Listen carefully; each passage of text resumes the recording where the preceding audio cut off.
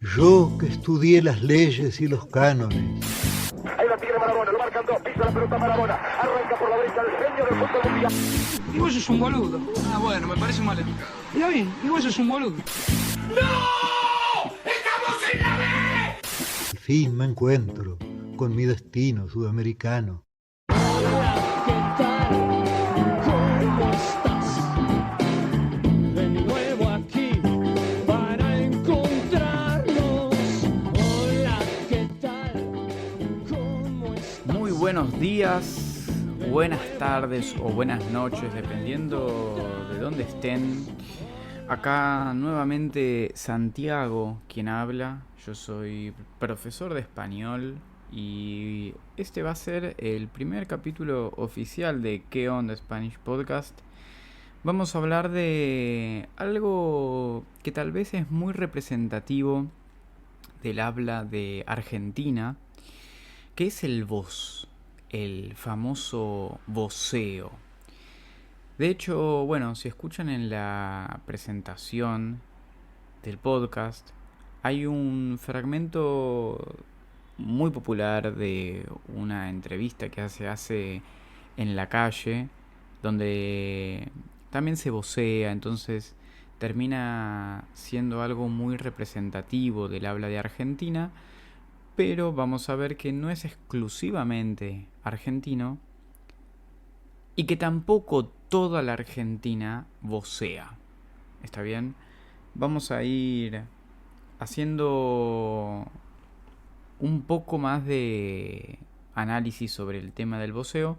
Vamos a ver un poco de dónde viene, que es muy muy antiguo. De hecho, para empezar a hablar sobre esto, en realidad tenemos que ir hacia atrás en el tiempo y llegar al siglo IV del Imperio Romano. Pensemos que en este momento en Roma era un imperio, pero había dos emperadores, uno para la parte de Occidente y otro para la parte de Oriente. Claro, era tan grande el territorio que había que necesitaban dos emperadores para poder tener poder sobre todo el territorio, básicamente. Entonces, cada vez que un emperador hablaba hacia el pueblo para comunicar alguna ley o para hablarle a él simplemente en actos oficiales, nunca usaba la palabra latina ego, que ego en latín es como decir yo. Bien, ego es primera persona singular. No decía yo soy Juan, yo soy Santiago, decía nos. Bien, es decir, usaba el nos, que es una primera persona plural, porque lo que estaba haciendo cada emperador individualmente es hablar en representación de ambos, en representación de los dos. Entonces, no es que el emperador de Oriente y el emperador de Occidente se comunicaban, hacían una videollamada, se ponían de acuerdo sobre qué políticas hacer y decían, bueno, nosotros vamos a hacer esto. Y después, cuando le comunicaban al pueblo las decisiones, lo decían en nos, en primera persona del plural, porque hayan arreglado algo. En realidad, cada uno gobernaba según sus propios criterios. Podría haber algún tipo de bases o de puntos en común, pero la realidad es que ambos emperadores gobernaban como si fueran países prácticamente, o reinos, o imperios prácticamente distintos. El nos se usaba como una primera persona para representar a algo de la unidad del Imperio Romano. Entonces, nosotros tenemos primero que los emperadores usaban el nos para hablar hacia su propio pueblo, que era una primera persona del plural. El pueblo, para referirse a los emperadores, los trataba de vos. Que vos, en este momento, en el siglo IV, era una segunda persona formal. Tenía un grado de formalidad muy alto. Piensen que se usaba con los emperadores, también con la iglesia. Entonces el vos tenía una carga formal muy alta. Y también funcionaba como singular, es decir, era singular o plural formal de segunda persona. Bien, es como para que entiendan cómo un pronombre puede ser singular y plural, es exactamente igual al you del inglés. Es you de segunda persona, tanto para si estoy hablando para una persona sola o si estoy hablando hacia un grupo de gente. Entonces, cuando el pueblo hacía referencia a los emperadores, decían vos, que es vos actualmente. Y cuando el pueblo quería hablar entre él mismo, es decir, un plebeyo, una persona común y corriente del Imperio Romano del siglo IV, si quería hablar con otro romano, decía tú. Entonces tenemos el tú que se usaba para contextos informales y el vos que se usaba para contextos formales, y que el vos era singular y plural de segunda persona. Bien, ¿qué pasa? Pasan los años, ¿ok? Todo esto fue en el siglo IV, pasan los años, pasa el tiempo. Poco a poco ese vos que se usaba en contextos formales empieza a perder su carácter de formalidad y empieza a ser cada vez más parecido al tú. Es decir, el vos y el tú empezaron a alternarse. ¿Por qué ocurre esto? Bueno, parte de esto ocurre primero porque el Imperio Romano era muy extenso, entonces las reglas lingüísticas y la forma correcta de hablar, entre comillas, no podía ser tan controlada en la península ibérica. La península ibérica es donde está España y Portugal. Entonces cada vez, cuanto más se extendía el imperio, era más difícil el control de la lengua sobre la gente. Y además, el gran problema del latín siempre fue que había una gran diferencia entre cómo se escribía, con una complejidad sintáctica y con una complejidad gramatical muy alta, y cómo se hablaba, que era mucho más simple y mucho más intuitiva, y por lo tanto mucho más caótica también, porque también estaba muy influenciada por las diferentes lenguas de los pueblos que ellos iban conquistando. Entonces, cuando el Imperio Romano se extiende hacia la península ibérica, entra en contacto con vascos, celtas, germanos, galego-portugueses, lusitanos. Bueno, hay diferentes comunidades que ya estaban acá en esta zona y que de alguna manera influyen en la forma de hablar de los soldados romanos que llegan a la península para conquistarla. Por lo tanto, no es un proceso tan lineal, pero la realidad es que poco a poco el vos pierde formalidad. Entonces, necesitamos una nueva manera de comunicarnos con los emperadores. ¿Quiénes? Los emperadores necesitaban una nueva manera. El pueblo no le molestaba demasiado, pero los emperadores no querían ser tratados como parte del pueblo. Por lo tanto, acá se crea una nueva forma. Estamos hablando esto de... no sé exactamente el año, pero diciéndolo así a modo... por estimación, yo diría siglo VIII. Entre el siglo VI y el siglo VIII aparece una nueva forma que es el vuestra merced. Que el vuestra merced, para la Edad Media, para fines de la Edad Media, se va a transformar de vuestra merced a vuesa merced, a vused, a usted. El usted aparece en esta época porque es una nueva forma de referirse a los emperadores cuando el vos pierde su carácter formal.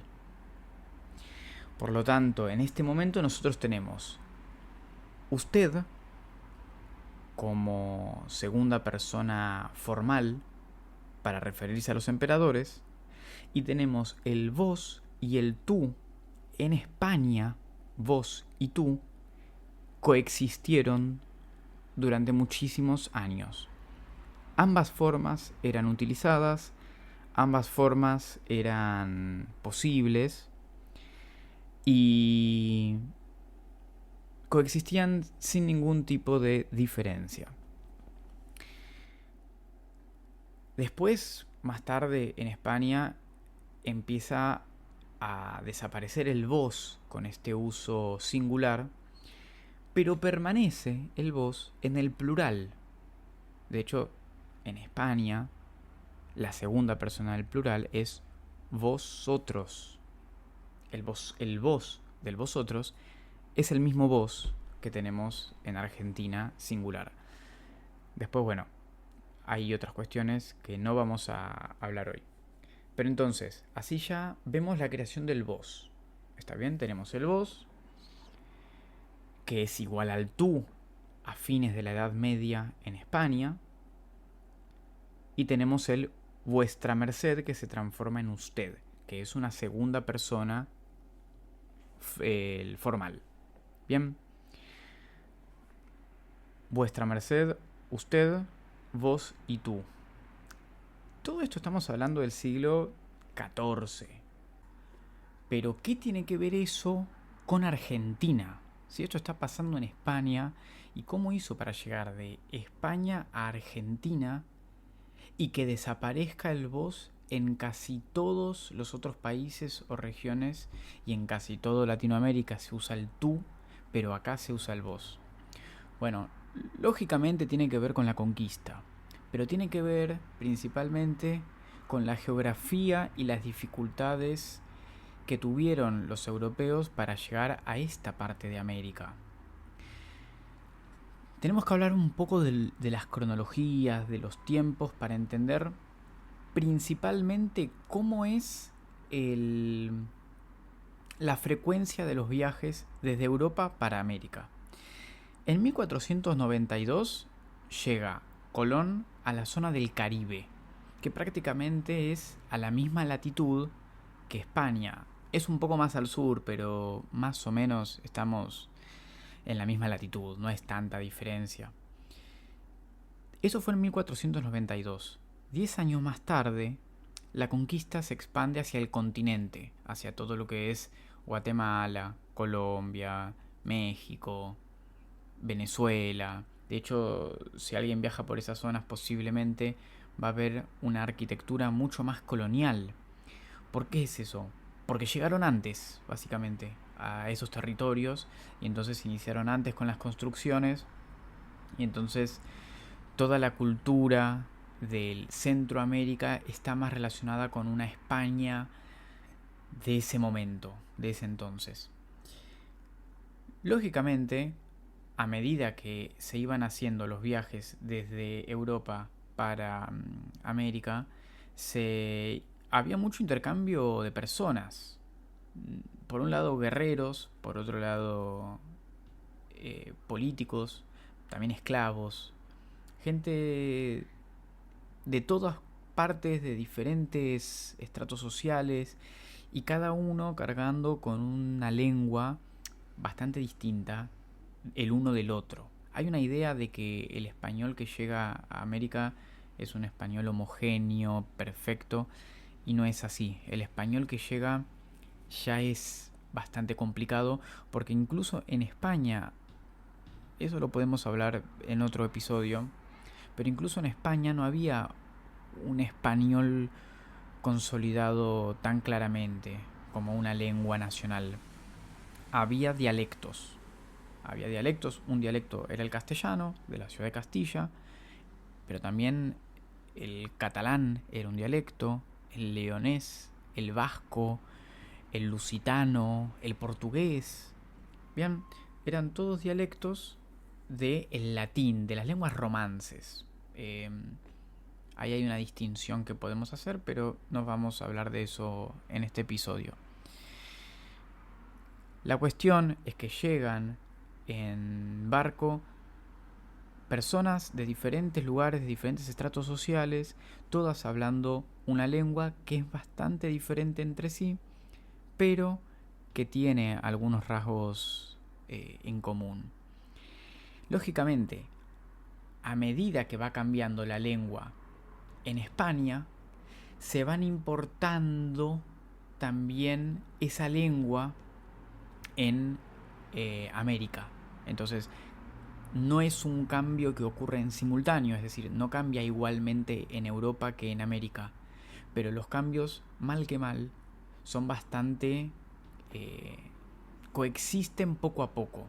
Hay un tiempo de diferencia, pero digamos que los cambios que ocurren en España al tiempo ya estaban en Centroamérica y se iba por la frecuencia misma de los viajes, se iban acompañando. Entonces, si de repente se dejaba de usar el vos en España, al poco tiempo esos mismos españoles viajaban a América y empezaban a influir en la forma de hablar que había en el continente. El problema con Argentina es que la conquista del territorio en el sur de Latinoamérica tardó muchísimo más tiempo. ¿Por qué? Porque estaba lejos, porque era difícil acceder. Ahí hay un elemento geográfico que es importante, que es que Argentina, el territorio que hoy conocemos como Argentina, está muy resguardado geográficamente. Piensen que Argentina tiene 3 entradas: por el norte, por el oeste, por el este y por el sur. Y si piensan, por el norte tenemos altiplano, es decir, alturas gigantes, con terrenos volcánicos, mucha altura, es difícil llegar. Entonces, ya si alguien quería descender por Perú, Bolivia y cruzar para esta parte de Sudamérica, tenía ya una dificultad el tema de viajar a través de la altura. Por el oeste, lo que hoy es Chile, tenemos la cordillera de los Andes, que es todavía más difícil. Y por el este tenemos el océano. Entonces, llegar por el océano también es una dificultad. Y llegar por el sur era prácticamente imposible, porque en el sur de Argentina básicamente está la Antártida. Otra dificultad que había es que los españoles, cuando llegaron, se encontraron acá con tribus indígenas bastante subversivas, bastante violentas, que no les hicieron fácil la instalación. Lógicamente, por otra parte, porque llegan los españoles y están los indígenas acá y le dicen: che, pero vos, ¿quién sos? O sea, esta es mi tierra, esta es mi gente, esta es mi comida, no te conozco, chao, andate. Entonces pasa algo curioso con Buenos Aires, particularmente, que Buenos Aires tarda mucho tiempo en ser fundada.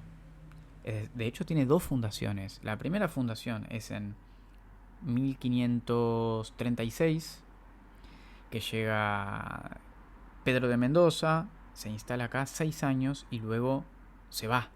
O sea, abandona Buenos Aires.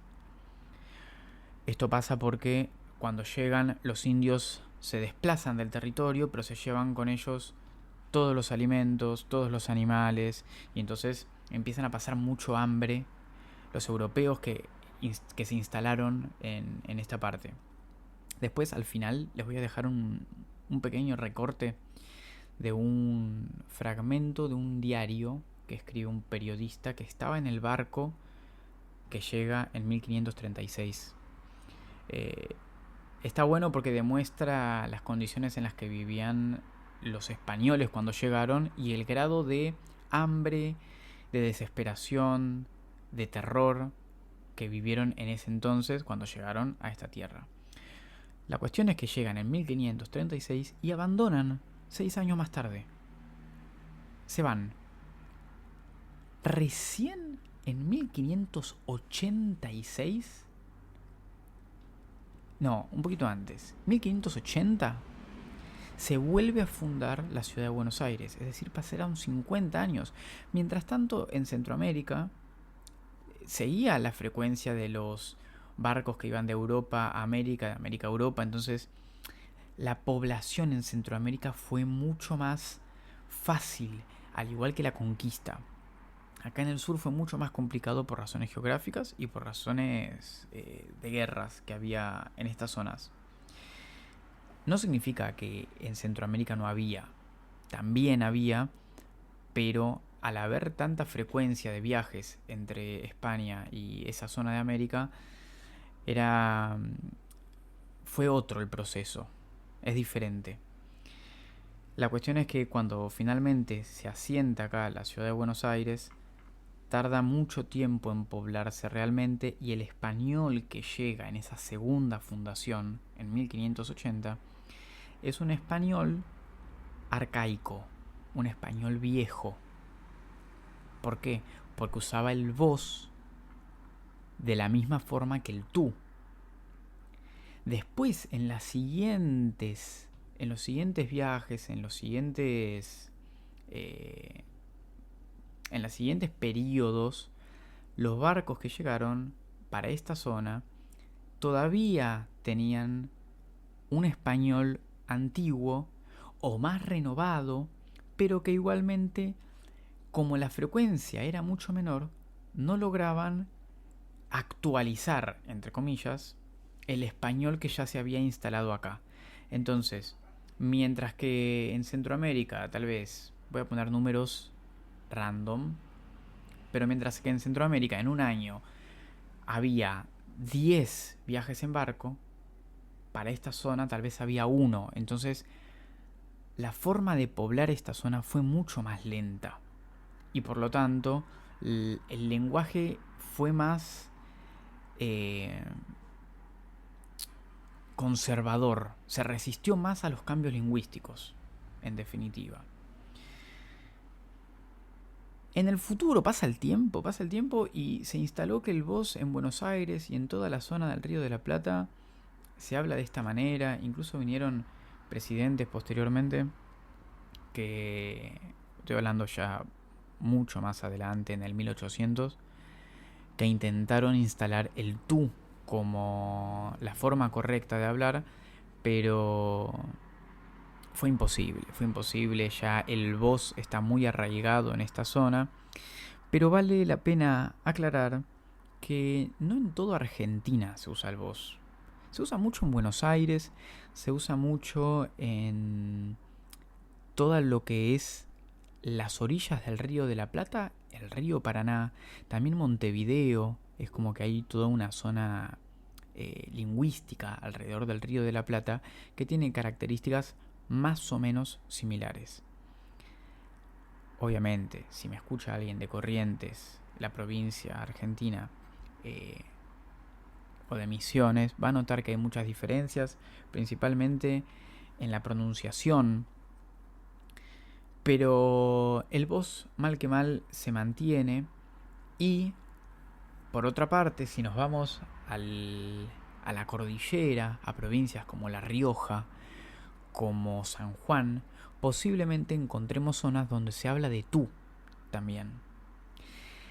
Entonces, esto significa que el vos no es global para toda la Argentina.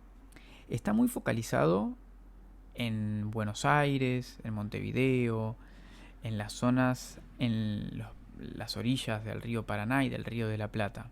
Sí, pero también existe el tú en Argentina, sobre todo en las zonas más rurales, principalmente.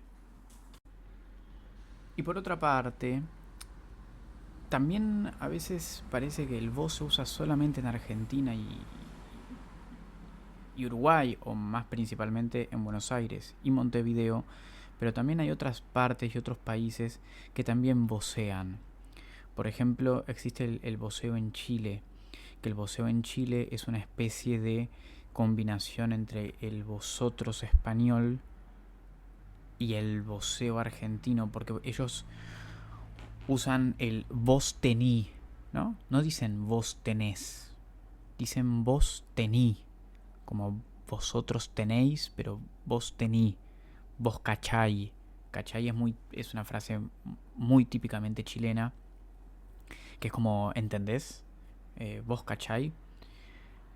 Que bueno, se utiliza el vos con una conjugación particular. Entonces vemos que muchas veces el vos está relacionado con una forma de conjugación específica, pero también muy cambiante. Porque mientras que en Argentina tenemos el vos tenés, en Chile tienen el vos tení, vos cachai.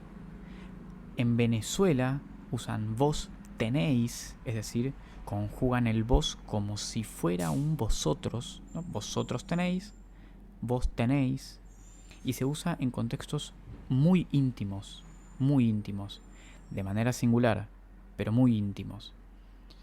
Y después también en Guatemala existe el vos y existe el tú. Existen los dos en simultáneo y muchas veces alternan las conjugaciones, es decir, vos eres, tú sos. Hay como que las dos formas, el vos y el tú, están existiendo en simultáneo de la misma manera en la que nosotros vimos antes que estaba coexistiendo en el Imperio Romano en el siglo IV o V. Bien. Bueno, esto, ¿qué nos da la pauta?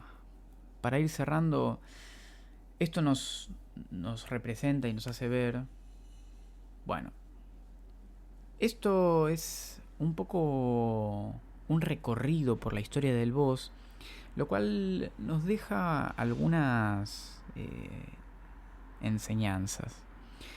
Primero que casi todos los cambios, no casi todos los cambios lingüísticos, en realidad son cambios sociales, políticos, militares, de relaciones de poder. Cuando decimos que una lengua cambia, lo que están cambiando son los hablantes. ¿Qué significa que un hablante cambie? Hay 1.000 millones de opciones, pero una de las opciones es que entre en contacto con gente que habla otras lenguas y que de ese contacto empiezan a aparecer algunos cambios, algunas transferencias de una lengua a otra, que posiblemente les pase a ustedes si están escuchando.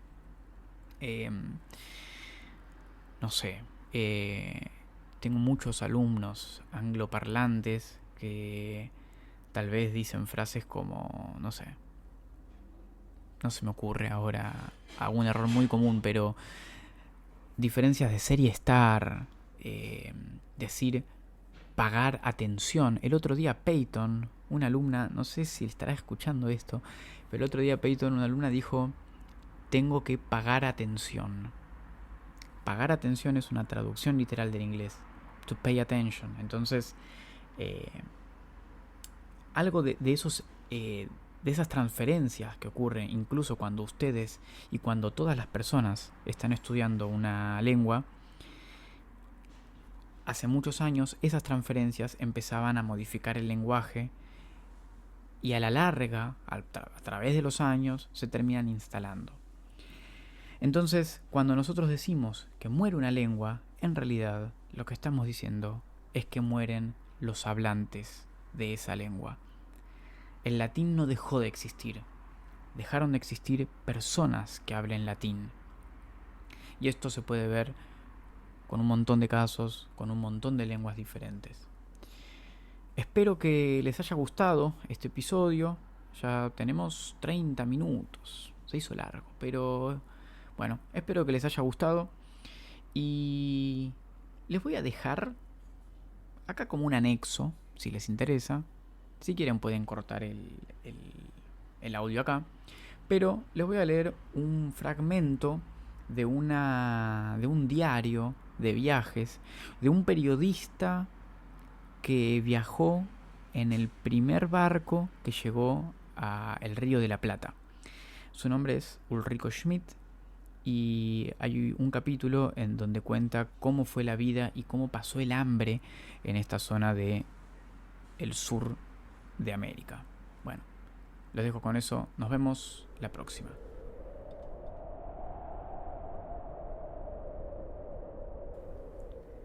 Viaje al Río de la Plata, Ulrico Schmidl, capítulo 9. En este momento la gente no tenía qué comer, se moría de hambre y la miseria era grande. Por fin llegó tal nivel que ni los caballos servían y tampoco alcanzaban a prestar ningún servicio. Y así ocurrió que llegaron tal punto la necesidad y la miseria que por razón del hambre no quedaban ni ratas, ni ratones, ni serpientes, ni sabandijas que no remediasen en nuestra gran necesidad de hambre. Llegamos a comernos los zapatos y los cueros. Y un día ocurrió que 3 españoles se robaron un caballo y se lo comieron sin ser vistos. Pero cuando se llegó a saber, los mandaron a prender y los hicieron declarar con mucho tormento. Y luego confesaron el delito y los condenaron a muerte en la horca. Esa misma noche, otros españoles se acercaron a los 3 colgados a la horca y le cortaron las piernas y otros pedazos de carne y cargaron con ellos a sus casas para satisfacer el hambre. También un español se comió a su hermano que había muerto en la ciudad de Buenos Aires.